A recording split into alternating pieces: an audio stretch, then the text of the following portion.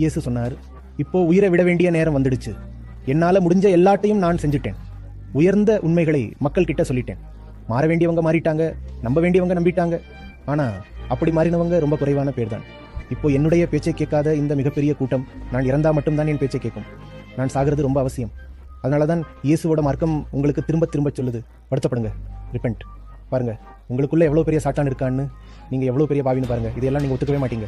ஒருவேளை நீங்க இயேசுவை சிலுவையில அறையாம இருந்திருந்தா உங்களுக்கு எதிராகவே ஒரு சாட்சியத்தை நீங்க உருவாக்கி இருக்க மாட்டீங்க. அந்த சாட்சியத்துக்கு முன்னாடி இப்போ நீங்க வாயடைச்சு போய் நிக்கிறீங்க. இல்லைன்னா எத்தனை நூற்றாண்டுகள் போனாலும் நீங்க ஒரு கொடூரமான பாவின்னு ஒத்துக்கிட்டே இருக்க மாட்டீங்க. உலகத்தில் இருக்கிற எல்லா சர்ச்சலையும் இயேசு சிலுவையில தொங்கிட்டு இருக்கிறாரு. அவரோட உடம்புல இருந்து ரத்தம் சிந்துது. தலையில முள் கிரீடம் இருக்கு. அந்த முள் கிரீடத்தை வச்சது நீங்க தான். அந்த ரத்தத்தை சிந்த விட்டது நீங்க தான். அதனாலதான் இயேசுவுக்கு சொல்ல வேண்டி இருந்தது. அவங்க என்ன செய்யறாங்கன்னு அவங்களுக்கே தெரியல. அவங்க என்ன செய்யறாங்கன்னு அவங்களுக்கு தெரியணுங்கிறதுக்காகவே நான் என்னை கொலை செய்ய அனுமதிக்கிறேன்.